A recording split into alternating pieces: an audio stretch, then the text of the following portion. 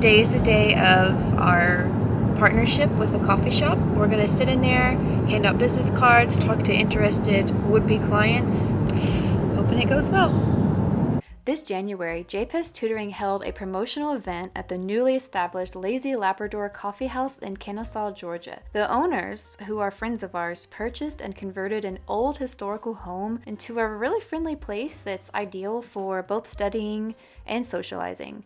They were kind enough to invite us to set up a table to meet potential tutoring clients and just to get our name out into the open.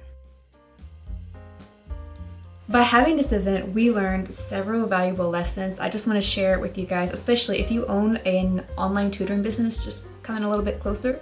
Let's talk about the 3 things that we did right, and then 3 things that we would do a little bit differently next time.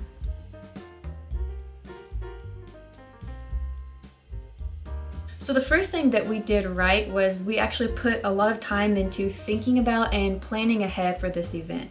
My husband and I really love our English and math tutoring business. It's wonderful to be online and to work one-on-one with students from the comfort and safety of our own home office. The only thing is, when you have an online business, you do have the disadvantage of only being online. We don't have that brick and mortar place where people drive by and they're like, oh yeah, that place, I need to call them. We pretty much have to rely on either social media, word of mouth, or coming into the community every now and then. Well, fortunately, our friends who own the coffee shop, they'd recently opened it, and so we really kept in touch with them. They invited us to actually do this thing. I didn't want the owners or really anybody else working there to have to do any free work for us. I just wanted them to give us permission and boundaries about what we could do and what we could use. So I planned ahead by creating a couple of social media posts that they could put out on their page. And then we had to figure out the incentive. Unfortunately, not everybody wants tutoring. I know, it's really annoying. Everybody actually needs some type of tutoring, whether it's finances, taxes, writing, but the thing is, most people only want tutoring when they absolutely need it. We had some conversations and people didn't sign up for the giveaway, and that's fine. But the people who really truly were interested, I think they liked the idea of a gift card that was worth $100. I mean, I thought it was better than giving away something really lame like one of those mouse pads or a pencil. We definitely have PEZ Tutoring pencils, by the way, but I give those away for free. The second thing that we did right, and what I think you guys should keep in mind too if you're going to do an event like this, is that we were very respectful of the people around us and our friends who own the shop. So even though it's a really cute, awesome place, it's not our place of business. We were really guests in that space. So we made sure to show up early with our stuff, and we asked, hey, which table are we allowed to use? And they helped us arrange furniture. I mean, it was super quick. It wasn't like moving a whole bunch of things. As a brick and mortar business, they really have to think about the location of their tables and like, are these seats too close together and all that. So it's a fairly large space, but 3 or 4 or 5 adults around the table is a lot. Because we got there early, we were able to get situated in a place that we were allowed to be in. And then one of my favorite parts was we actually invited some of our students and some friends to show up just periodically throughout the day. And so they got to drop in and like kind of be what do you call it? They got to drop in and sort of vouch for us, like, hey, we know these people. These aren't just a couple of weirdos who are here talking about, math and writing, okay? The third thing that we did that I think you guys should do is to make sure you look the part.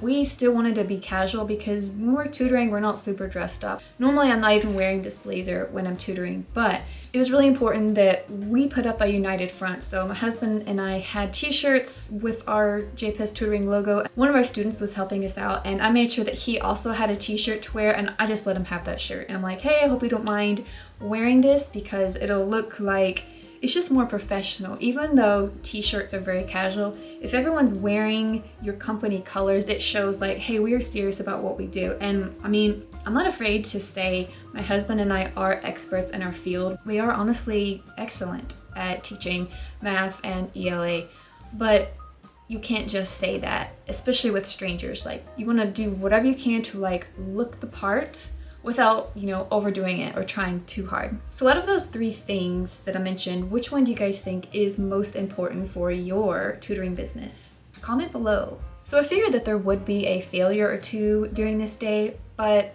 we didn't really notice the failure until we got home at the end of the day. Because we were present and because we had posted on social media that we were going to be at the Lazy Labrador Coffee House at that particular date and time, some people knew about it, and so they wanted to come and meet us. And so the only thing is, because we talked to them and a number of people that day, we kind of forgot people's names. When people were interested in getting our information, we gave them a business card and we gave them a couple other things. Once people scanned the QR code and they filled out that form, well, we had their information, but we didn't have faces with names. I guess that would have been weird to like take their picture. What I'm saying is, when we got home, we realized we could not personally message each person saying, hey, I love that we talked about golf and calculus. Let's talk about working on the SAT. No, it was like, wait a minute, did you talk to Mrs. So-and-so? Yes. What's her last name?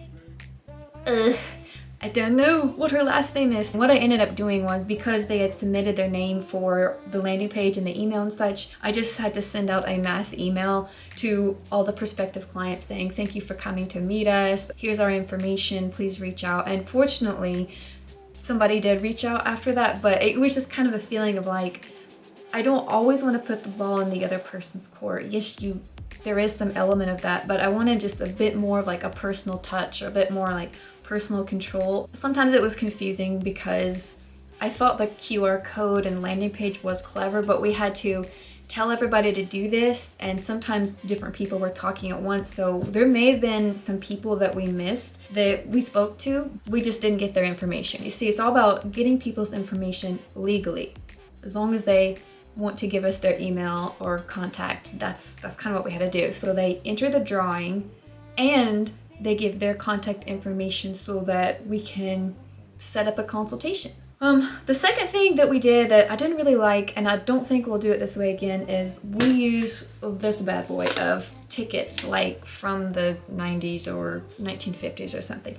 That was okay. We decided that people would enjoy the feeling of dropping their ticket into the box for the giveaway, but I'd rather do something a little more modern. I just wanted to do something digital where it's very clean and paperless, and so I'm thinking next time we would just use like a tablet screen so they can do like wheel of names, something like that, so that's just a bit more efficient. The third thing is not so much a failure, it's just something that we have to remember is very much a reality, is that we were only there one day. In order for us to really see like how successful a event is, we're gonna have to go back and do this again. I think we could have done a little bit better job of promoting it, of putting signage out in front of the building, as long as we were allowed to do that. And I would have probably had more of a game, or like maybe create some type of scavenger hunt or just something more. But it was January, there was actually a little bit of snow on the ground.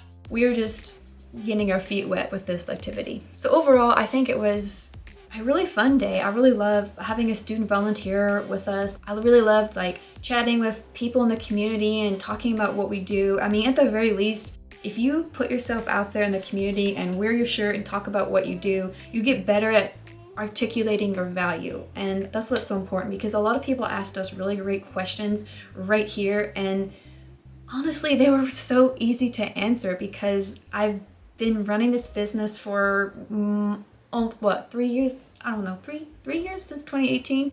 And I mean, we've learned so much by doing this, and so we're really doing this for other people. Yes, math and English and reading, those are important things, but it's also just like this passion to want to help other people be better and to help people be more informed and more intelligent and overall wiser. And if people don't want tutoring, if they don't want to buy in, then hopefully later they'll change their minds and decide, yes, we need this. So what do you guys think? Is a public community event something that you think you need to do for your tutoring business?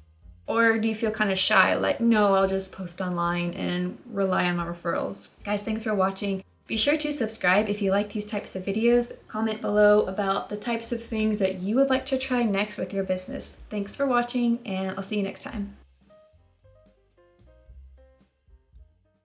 While we were at the coffee shop, I had a chance to interview our student Carter, so be sure to listen to his interview. I think it's always great to listen to students talk about their experience. He actually worked with Mr. Pizold with math. Carter, how has JPEZ Tutoring helped you as a student?